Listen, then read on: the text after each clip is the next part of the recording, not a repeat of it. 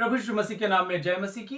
परमेश्वर का धन्यवाद हो कि परमेश्वर ने हमें एक अच्छा अवसर दिया है कि इस वीडियो क्लास के माध्यम से हम परमेश्वर के वचन को सीख सकें और हम पवित्र शास्त्र बाइबल से हम रोमियो की पत्री का अध्ययन कर रहे हैं। और मेरे प्रियो, जब हम रोमियो की पत्री का अध्ययन करते हैं तो हमें इस बात को याद रखना चाहिए कि रोमियो की पत्री जो है वो हमें बताती है कि परमेश्वर पर विश्वास करने के द्वारा हमें उद्धार मिलता है। और इस बात को प्रेरित पौलुस बहुत ही बेहतर तरीके से हर अध्यायों में बताते हैं। और जिस प्रकार से हमने पिछले क्लासेस में अच्छी तरीके से रोमियो के बारे में सीखा है, आज फिर से एक बार हम अगले भाग में हम जाएंगे और आज पांचवा भाग को हम देखेंगे, आत्मा में जीवन। और जो हमारे पास जो नोट्स दिया गया है उसके अंदर हम देख सकते हैं हेडिंग आत्मा में जीवन। और रोमियो की पत्री अध्याय 8 से आज हम अध्ययन करेंगे। और विशेषकर हम जैसा कि हेडिंग में देख रहे हैं आत्मा में जीवन, तो सबसे पहली बात है कि पौलुस प्रेरित इस अध्याय में आत्मा में जीवन के विषय में बात कर रहा है। आत्मिक लोगों को के जीवन में पवित्र आत्मा के कार्यों के विषय में बात कर रहे हैं। और आज हम इस अध्याय में हम अच्छी तरीके से समझ पाएंगे कि किस प्रकार से हमारे जीवन में पवित्र आत्मा का कार्य होना चाहिए। और मेरे प्रियो, हमें बेहतर है कि अगर हम इस क्लास को पढ़ रहे हैं तो हमें इस बात को ध्यान देना चाहिए कि हमें सबसे पहले रोमियो की पत्री अध्याय 8 को पूर्ण रूप से पढ़ लेना चाहिए, पूरी तरीके से पढ़ना चाहिए, ताकि जब हम यहाँ पर क्लास करते हैं तो आपको अच्छी तरीके से समझ में आ सके। और फिर हम पहला भाग को हम देखते हैं इसमें, और शीर्षक आप देख रहे हैं आत्मिक जीवन में विजयी। और ये आत्मिक जीवन और आत्मा में जीवन के विषय में हम सीख रहे हैं। तो हमें कैसे हम समझ सकते हैं आत्मा में कैसे जीवन हो सकता है, इस बात को कैसे समझा जा सकता है कि आत्मा में जीवन होता है। इसका मतलब, अब देखिए, इसको हम सिंपल और बहुत ही आसान तरीके से हम समझ सकते हैं कि जब हम पवित्र आत्मा की अगुवाई के अनुसार चलते हैं तो हम जीवन की ओर बढ़ रहे हैं। और क्योंकि आत्मा जो हमें प्राप्त हुई है, उस आत्मा का फल क्या है? जीवन। तो हमें इस बात को याद रखना चाहिए कि जब हम पवित्र आत्मा की अगुवाई में चलते हैं, पवित्र आत्मा की इच्छा के अनुसार जीते हैं, तो हमारे जीवन के द्वारा ये प्रभु का काम जो है बढ़ रहा है और प्रभु की बातें बढ़ रही हैं और हम प्रभु में और भी बढ़ते जा रहे हैं। देखिए, अगर आपके पास एक फोन है और फोन भी है, उसके अंदर बैटरी भी है, लेकिन चार्ज नहीं है। अगर चार्ज नहीं है तो क्या होगा? वो फोन चालू नहीं हो सकता। सब कुछ तो है, लेकिन इसके बावजूद वो चालू नहीं हो सकता। जब आप उसे चार्ज करते हैं तो फिर उसके बाद वो अच्छी तरह से काम करना शुरू कर देता है।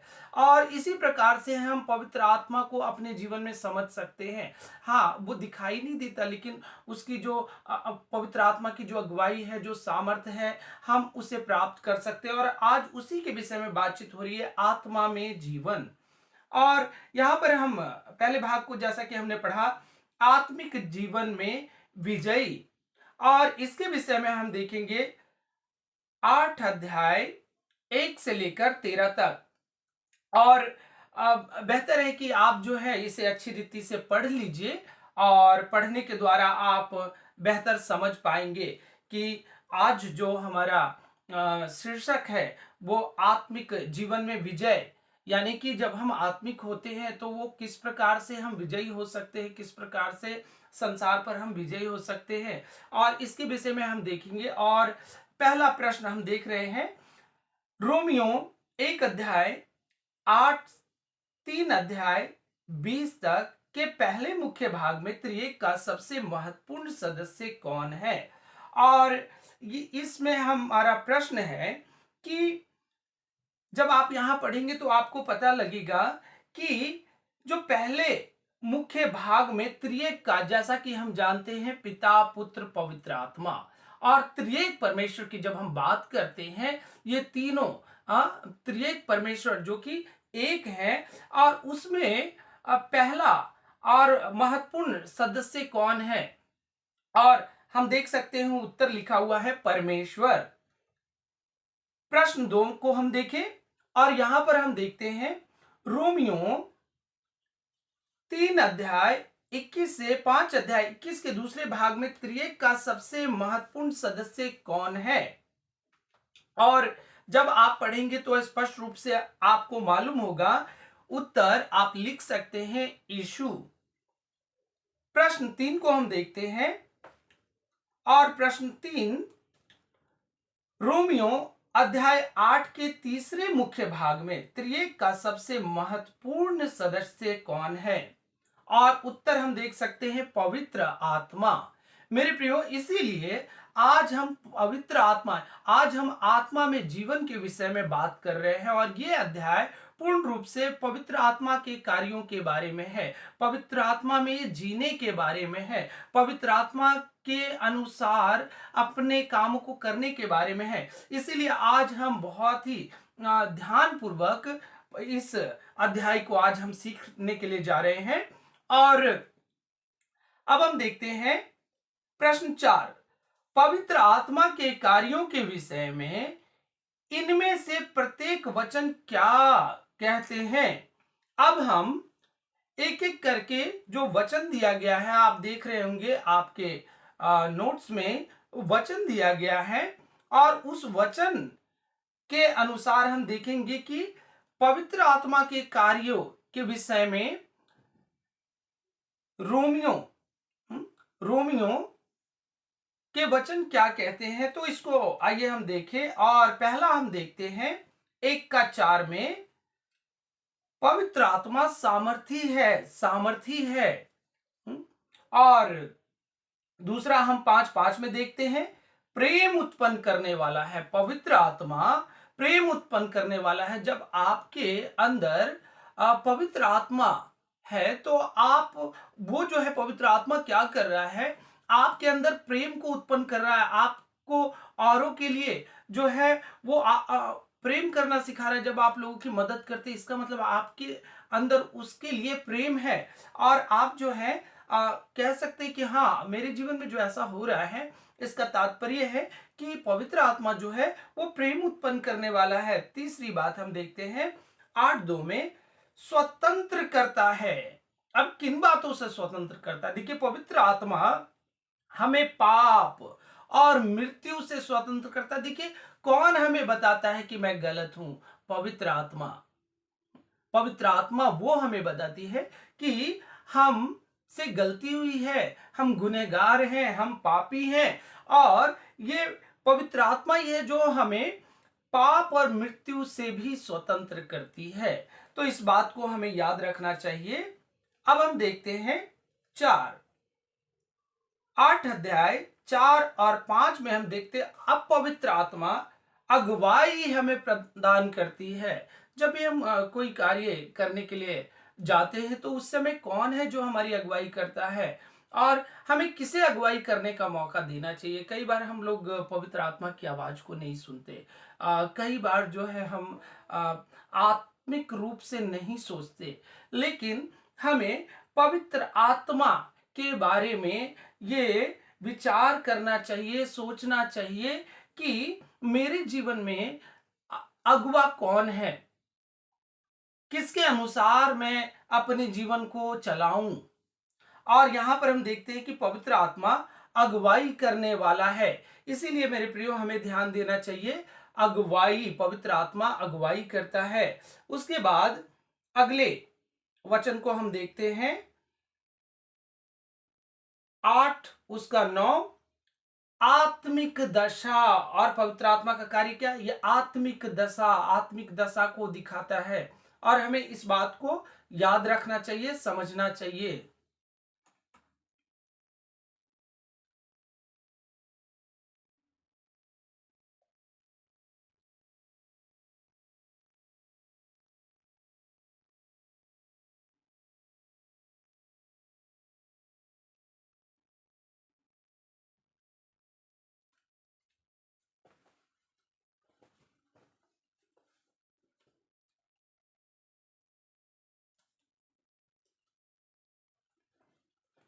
और अब हम उसके अगले भाग को हम देखते हैं।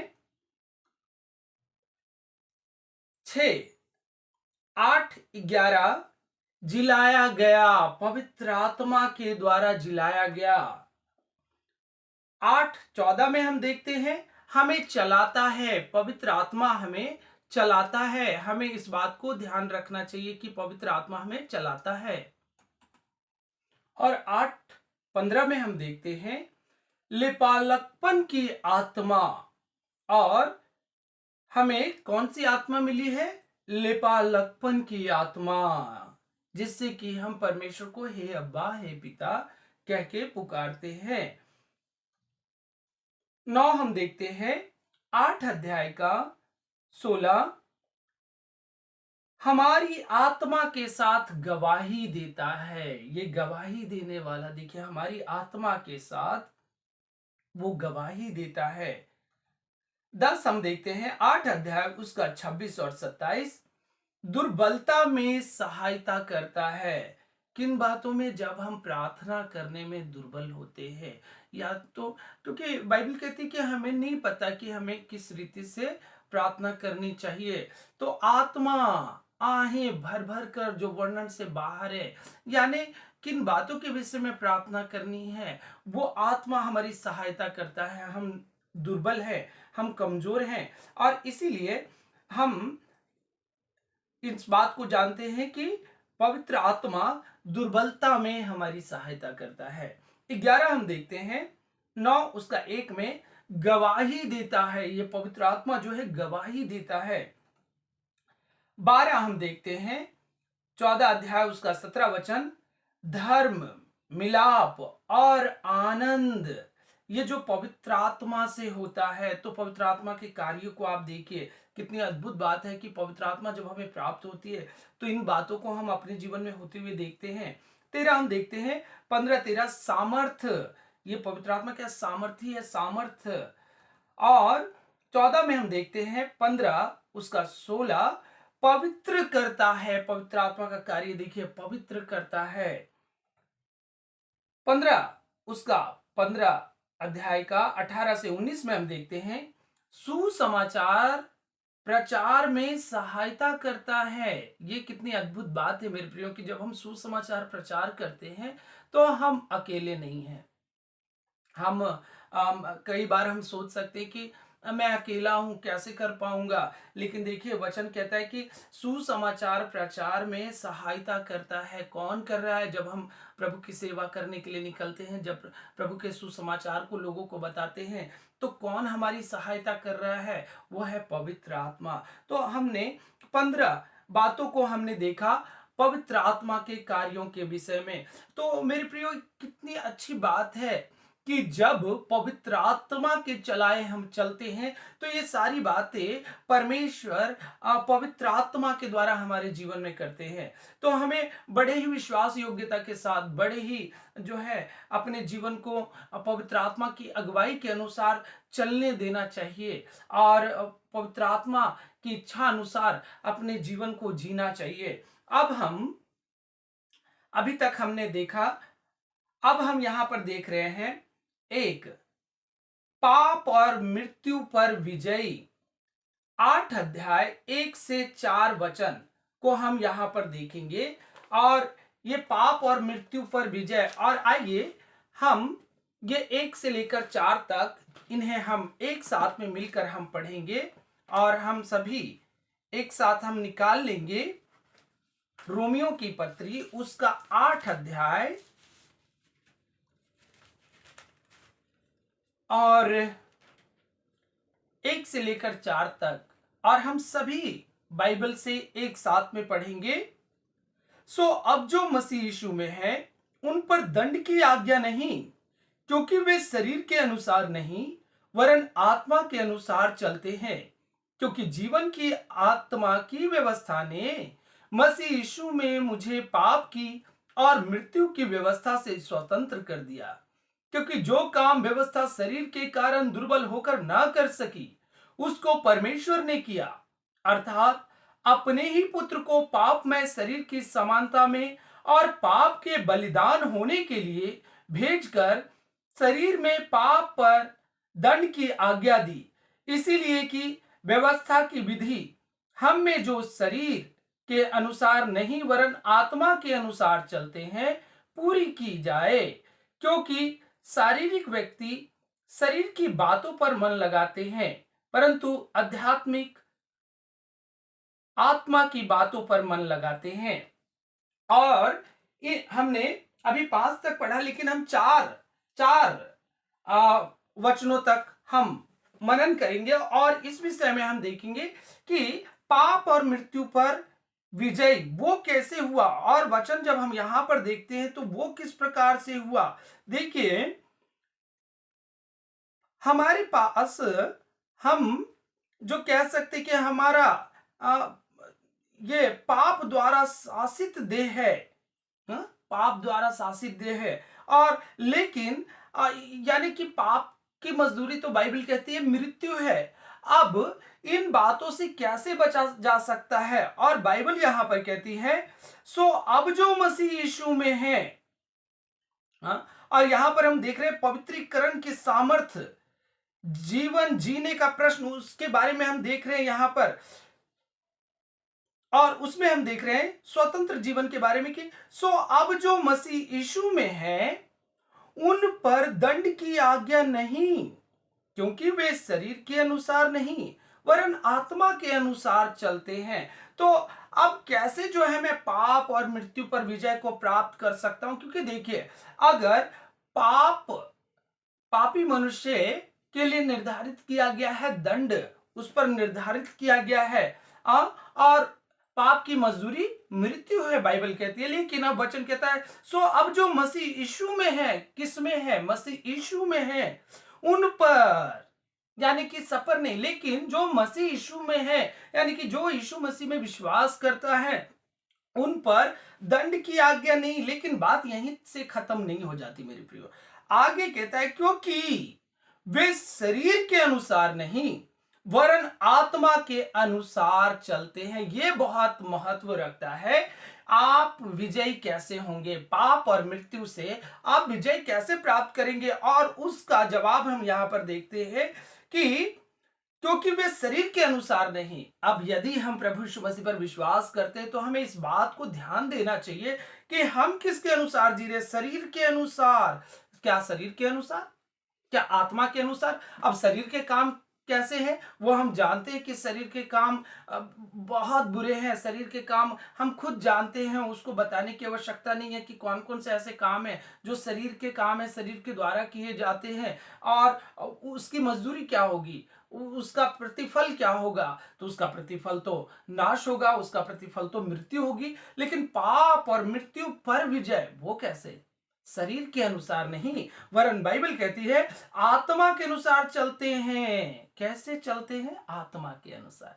तो हमें इस बात को ध्यान देना चाहिए मेरे प्रियो कि आज हम किसके अनुसार चल रहे हैं। बहुत सारी चीजें हम दुनिया में जब देखते हैं तो हम अट्रैक्ट हो जाते हैं, आकर्षित हो जाते हैं, और हमें लगता है कि ठीक है ना, हमें भी वो करना चाहिए। बहुत सारी आप देखिए समाज के अंदर जो है बहुत सारी ऐसी बुराइयां हैं, बहुत सारे पाप आप देख सकते हैं। और जब हम उन बातों को देखते हैं तो अब कई बार हमें लगता है कि ठीक है, ये सारी चीजें ठीक है, लेकिन हमें ये सोचना चाहिए कि हम शरीर के अनुसार चल रहे हैं। जब लोग व्यभिचार करते हैं, जब लोग जो है वो लोगों पर लोगों के साथ बलात्कार करते हैं, आप आए दिन न्यूज में और टीवी में इन बातों को देखते हैं, तो आप देखेंगे शरीर के काम, और उसका प्रतिफल क्या होगा, मृत्यु। अब बाइबल यहां पर कहती है कि जो मसीह यीशु में है उन पर दंड की आज्ञा नहीं। लेकिन रुक जाओ, अभी खत्म नहीं हुई बात, क्योंकि वे शरीर के अनुसार नहीं वरन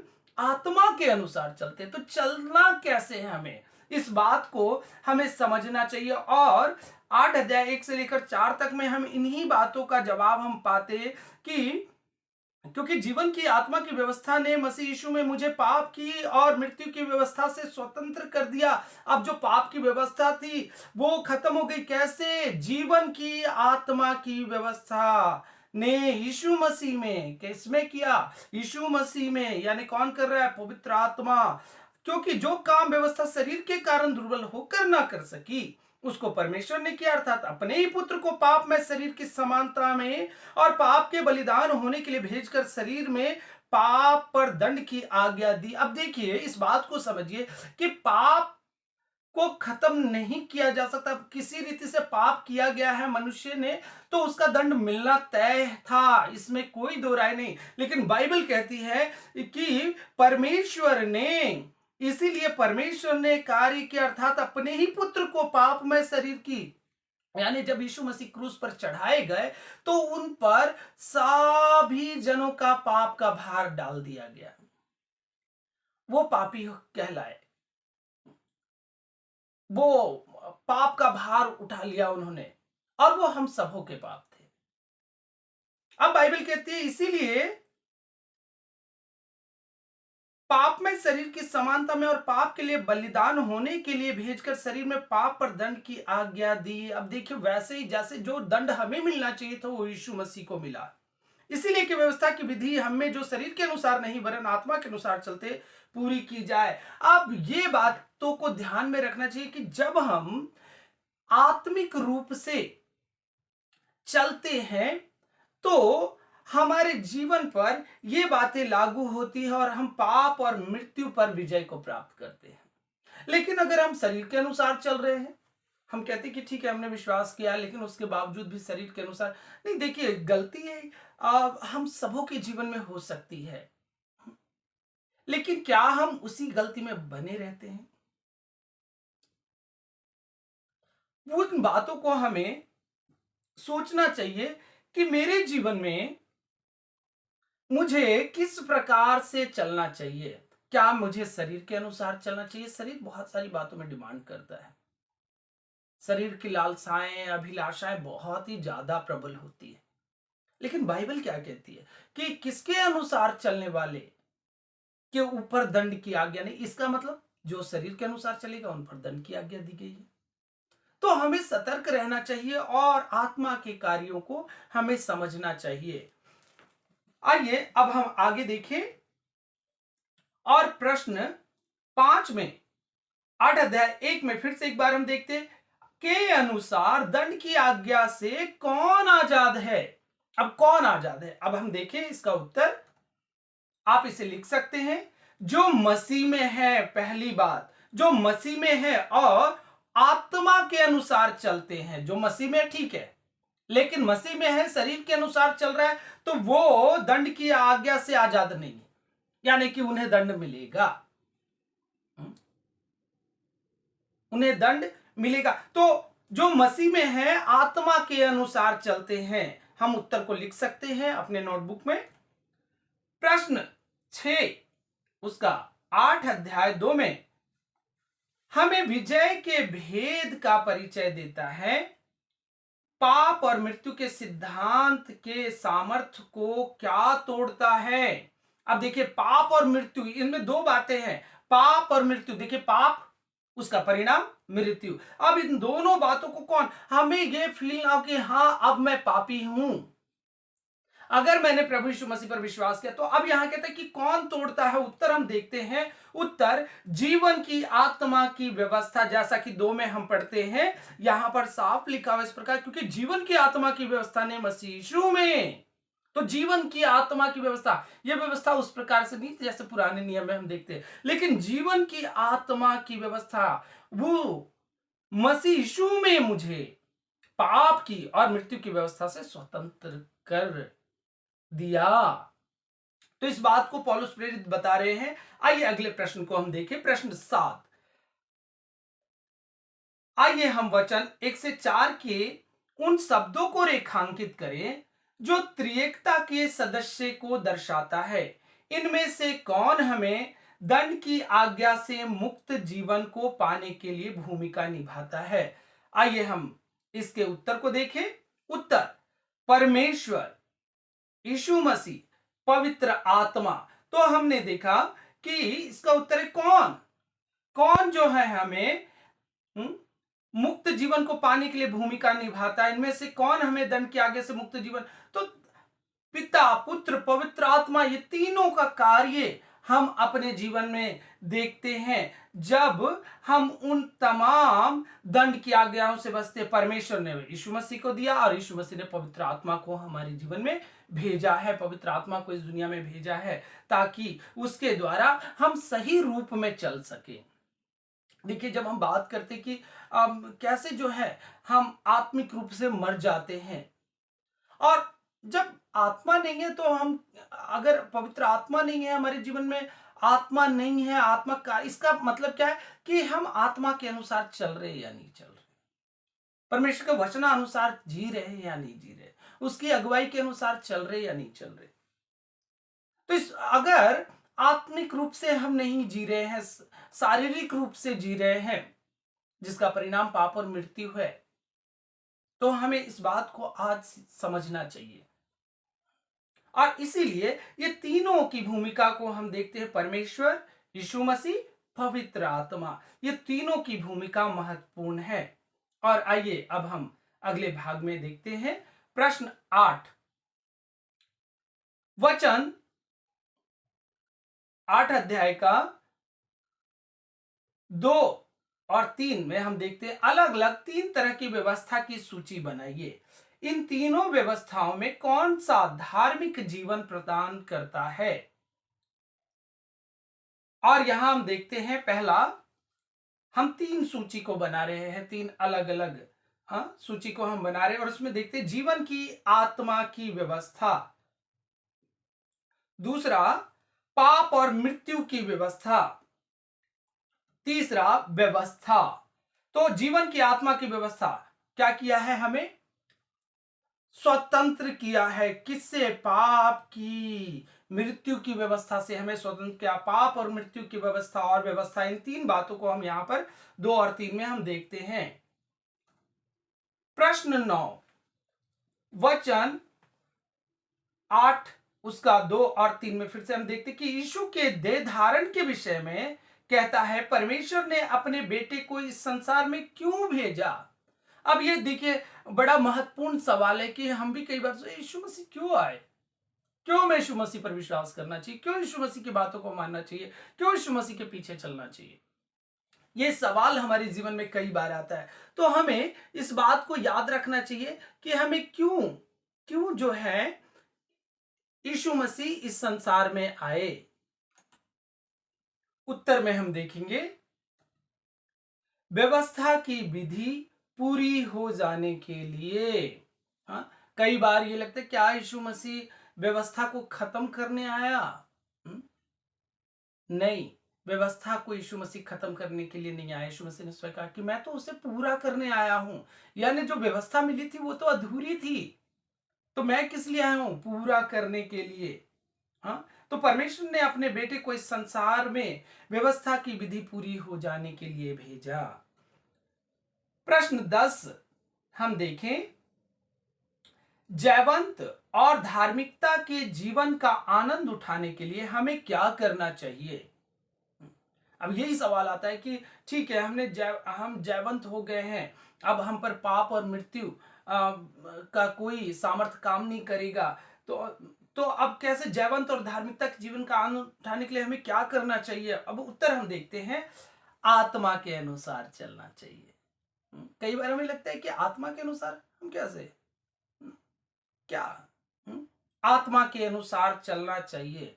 अब आत्मा क्या, कैसे हम चले, इसका तात्पर्य है कि परमेश्वर का वचन हमसे क्या कहता है, किस प्रकार से हम अपने आत्मिक जीवन में चलते हैं। उसमें शामिल है प्रार्थना करना, बाइबल पढ़ना, और उसे प्रेम रखना, सुसमाचार सुनाना, प्रभु की सेवा करना, और भी बहुत सारी ऐसी बातें। क्योंकि अब अगर हम आत्मा से नहीं चल रहे तो किसके अनुसार चलेंगे? शरीर के अनुसार चलेंगे। तो शरीर के काम क्या है? केवल लोभ, लालच, बुरी संगति, और भी बहुत सारी चीजें हो सकती है। लेकिन हमें कैसे चलना चाहिए? आत्मा के अनुसार चलना चाहिए। अगले प्रश्न की ओर देखते हैं, और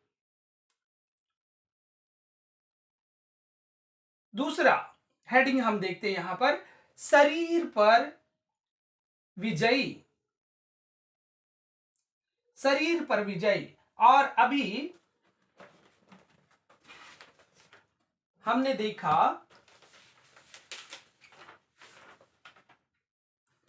पाप और मृत्यु पर विजय। अब दूसरी बात हम देख रहे हैं शरीर पर विजय। 8 अध्याय 5 से 9, और समय की कमी होने के कारण हम नहीं पढ़ेंगे।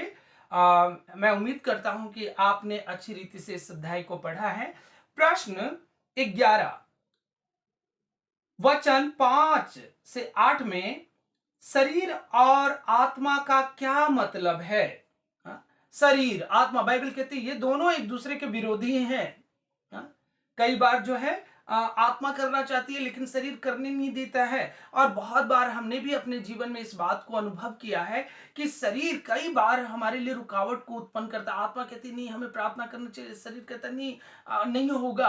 और इस प्रकार से बहुत सारी ऐसी घटनाएं हमारे जीवन में आए दिन घटती है जिसके कई बार शरीर हम पर प्रबल हो जाता है, कई बार आत्मा हमें प्रबल हो जाती है। तो इसके बारे में शरीर पर विजय प्राप्त करने के विषय में वो किसके माध्यम से हो सकते, किसके द्वारा? आत्मा, पवित्र आत्मा के द्वारा। वचन 5 से 8 में शरीर और आत्मा का क्या मतलब है? अब इसमें हम देखते हैं उत्तर। शरीर, अब शरीर जो है मृत्यु को लाता है। जो शरीर के द्वारा चलते, शरीर के अनुसार चलते, वो क्या प्राप्त करेंगे? मृत्यु।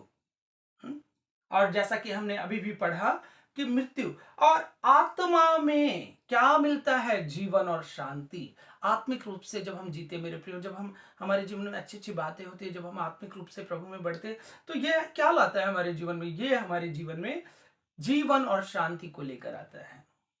प्रश्न 12 संसारिक या तो कहें शारीरिक मन और आत्मिक मन की तुलना कैसे करते हैं? अब इसे हम उत्तर में हम देखते हैं। संसारिक मन ये कैसा होता है? हम अभी बात कर रहे थे संसारिक मन या शारीरिक मन, वो कैसा? तो शारीरिक बातों पर मन लगाते हैं। शारीरिक मन, संसारिक मन कैसा होता है? शरीर की बातों, यानी कि शरीर को क्या अच्छा लगता है। बाइबल कहती है कि इस बात की चिंता करो जो आत्मा को घात करते हैं। आत्मा और शरीर दोनों को घात करते हैं।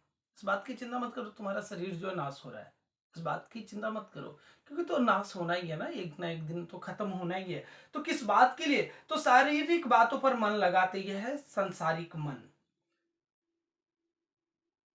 और इसका परिणाम क्या है? मृत्यु है। ये परमेश्वर को प्रसन्न नहीं कर सकते। तो आपको और हमें भी इस बात को सोचना चाहिए कि ये जो शारीरिक की बातों पर मन लगाते तो उसका परिणाम क्या होगा? मृत्यु। और परमेश्वर को प्रसन्न नहीं कर सकते। अगर हम कहते हैं कि ठीक है शरीर के अनुसार दिन काटेंगे और परमेश्वर हमसे प्रसन्न होंगे, तो नहीं कर सकते हम, नहीं हो सकता। परमेश्वर नहीं, हम विश्वास करते हैं यीशु मसीह पर, लेकिन हम शारीरिक रूप से जी रहे हैं, हम गाली गलौज कर रहे हैं, हम लोगों को गलत बोल रहे हैं, हम लड़ाई झगड़े करने वाले हैं, तो कैसे आपका स्वभाव जो वैसे ही है जैसे कि जो सब लोग जिस प्रकार से करते हैं, तो आप कैसे कह सकते हैं कि आप जो है वो परमेश्वर को प्रसन्न करेंगे? अब देखिए आत्मिक मन। अब आत्मिक मन कैसा होता है? आत्मा की बातों पर मन लगाते हैं। आत्मिक मन जो है वो किन बातों पर? आत्मा की बातों पर। हाँ, पवित्र आत्मा हमसे क्या चाहता है, परमेश्वर का वचन हमसे क्या चाहता है, परमेश्वर के सेवक वो क्या कहना चाहते हैं। हाँ, तो आत्मा की बातों पर कई बार सेवकों की बात हम अच्छी रीति से नहीं सुनना पसंद करते, लेकिन बाहर जब हमें कोई एडवाइस देता है तो हम उसकी बात को बहुत गंभीरता से लेते हैं। लेकिन बाइबल क्या कहती है? और जो आत्मा की बातों पर मन लगाते हैं उसका परिणाम क्या होगा? आत्मा की बात पर जब हम मन लगाते हैं उसका परिणाम क्या होगा? जीवन, शांति और परमेश्वर को प्रसन्न करते हैं। लेकिन इसका उल्टा शारीरिक मन शारीर की बातों पर मन लगाता है, मृत्यु, इसका परिणाम क्या है? मृत्यु, परमेश्वर को प्रसन्न कदापि नहीं कर सकते। प्रश्न 13 जिस व्यक्ति के पास पवित्र आत्मा है और जिस व्यक्ति के पास मसीह की आत्मा नहीं, ऐसे लोगों के विषय में पौलुस क्या कहता है? अब इसके बारे में हम जानेंगे। उत्तर, जिनके पास मसीह की आत्मा है वह शारीरिक दशा में नहीं, और जिनमें मसीह की आत्मा नहीं वो उसका जन्म नहीं। यहां पर जन्म लिखा है, आप इसको ठीक कर सकते हैं, जन्म नहीं। मतलब उसका लोग नहीं, जिनमें मसीह की आत्मा नहीं है। शरीर के अनुसार वो कह सकता है कि मैं मसीह हूं, लेकिन इससे कोई फर्क नहीं पड़ता, क्योंकि वो मसीह का जन नहीं है। हम्म? तो इस बात को हमें ध्यान देना चाहिए कि जिनके पास मसीह की आत्मा है वह शारीरिक दशा में नहीं है। हम्म? शारीरिक दशा में नहीं है, लेकिन जिनमें मसीह की आत्मा नहीं, वह उसका जन नहीं है, उसके लोग नहीं है। ओके। और अब तक हमने 13 प्रश्नों को हमने देखा है। और फिर तीसरी बात हम देखते हैं, पुनरुत्थान जीवन। 8 अध्याय 10 से 13 तक हम इसको पढ़ सकते हैं। पुनरुत्थान यानी कि दोबारा जी उठना, दोबारा जीवन। प्रश्न 14, क्या वचन 10 11 ये 8 अध्याय का है। जब भी 10 से 11 आ रहा है तो आप इसको देख सकते कि ये 8 अध्याय का 10 और रोमियो 8 अध्याय 10 से 11 हमसे वादा करता है कि हम नहीं मरेंगे। वर्णन करें कैसे नहीं मरेंगे, हा? कैसे नहीं मरेंगे। अब देखिए आगे हम उत्तर में देखते हैं। उत्तर जी हां। हा? पहले तो प्रश्न को देखिए, क्या वचन 10-11 हमसे वादा करता है कि हम नहीं मरेंगे? क्या ऐसा हो सकता है कि हम नहीं मरेंगे? उत्तर जी हां। हमारी देह का जिलाया जाना, हम मरेंगे, शारीरिक रूप से मरेंगे, लेकिन हमारी देह फिर से जिलाई जाएगी। जैसे यीशु मसीह को पवित्र आत्मा के द्वारा जिलाए गए, उसी प्रकार से हम भी जिलाए जाएंगे। प्रश्न 15, पौलुस किस मुद्दे पर विराम चिन्ह लगाने के द्वारा इस विषय की समाप्ति करता है? अब पौलुस प्रेरित जो है किस किस मुद्दे पर विराम चिन्ह लगाने के द्वारा इस विषय की समाप्ति करता है? 8 अध्याय 12 से 13 जब हम पढ़ेंगे तो वहां पाते हैं, शरीर के अनुसार दिन काटोगे तो मरोगे। अब पौलुस प्रेरित इनमें एक ही बात साफ साफ वो कह देना चाहता है कि किस के अनुसार दिन काटना। हमें शरीर के अनुसार, हम अपने शरीर पर बहुत मेहनत करना पसंद करते हैं और बहुत अच्छा भी बनाना चाहते हैं, लेकिन वचन क्या कहता है? शरीर के अनुसार दिन काटोगे, शरीर की ख्वाहिशों को पूरा करने की कोशिश करोगे, उसके अनुसार हमेशा यही चिंता लगी रहती, मेरे शरीर का क्या होगा, ये वो बहुत सारी बातें। लेकिन पौलुस प्रेरित इस बात को, शरीर के अनुसार यदि दिन काटोगे तो मरोगे। अब और आगे भी कहते हैं, आत्मा के अनुसार देह, वहां देश लिखा, आप उसे ठीक कर सकते, देह की क्रियाओं को मारोगे तो जीवित रहोगे। अब आत्मा कैसे में, शारीरिक अवस्था पर कई बार हमारा शरीर जो है इतना योग्य नहीं होता कि हम उस पर विजय प्राप्त कर सके। अब इसके लिए क्या करने की आवश्यकता है? हमें आत्मा के अनुसार कैसे मारना है? आत्मा के अनुसार, आत्मा का प्राप्त जब हम प्रार्थना करते हैं, आप पवित्र आत्मा की उपस्थिति को अपने जीवन में, तो आप हाँ महसूस करेंगे, हाँ परमेश्वर हमसे इतना प्यार करते, मैं कैसे पाप कर सकता हूँ, मैं कैसे पाप में जी सकता हूँ। तो आत्मा के अनुसार देह की क्रियाओं को मारोगे तो जीवित रहोगे। अब हम देखते हैं दूसरा अध्याय, और वहां पर हम देख रहे हैं, दूसरा अध्याय में हम देख सकते हैं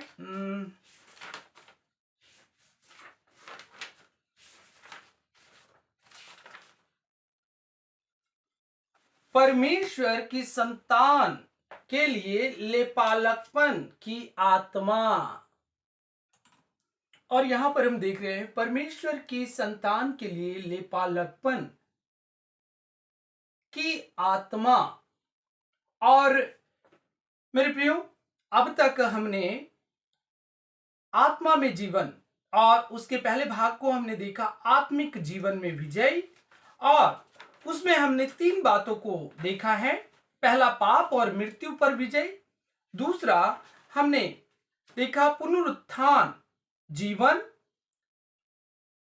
और ये 3 बातें, पहली बात पाप और मृत्यु पर विजय, दूसरी बात शरीर पर विजय, और तीसरी बात पुनरुत्थान और जीवन। और ये 3 बातों को आज हमने बेहतर रूप से सीखा। अब अगली क्लास में हम देखेंगे परमेश्वर की संतान के लिए लिपालकपन की आत्मा, और हम परमेश्वर को हे अब्बा हे पिता कह के पुकारते हैं, और वो आत्मा हमें मिली, हमें भय की आत्मा नहीं मिली। और उसके बारे में हम अगले क्लास में हम सीखेंगे, और मैं उम्मीद करता हूं कि हम अच्छी रीति से इस रोमियो की पत्री को समझ पा रहे हैं, और इस 8 अध्याय जो कि आत्मा में जीवन के विषय में बताता है, बहुत ही अच्छी तरीके से हम समझ पा रहे हैं। और मैं उम्मीद करता हूं कि आप भी अपने शरीर के अनुसार दिन नहीं काटेंगे, वरन आत्मा के अनुसार, आत्मा की अगुवाई में चलेंगे। क्योंकि हमने अच्छी रीति से पढ़ लिया है कि यदि हम शरीर के अनुसार दिन काटेंगे तो मरेंगे, लेकिन आत्मा के अनुसार दिन काटेंगे तो जिएंगे। अब हमें खुद ये निर्णय लेना चाहिए कि हम क्या करना चाहते हैं। परमेश्वर आप सबको इन अध्ययन के द्वारा आशीष दे, आप अपने जीवन में और भी आगे बढ़ते जाएं। धन्यवाद। जय मसीह की।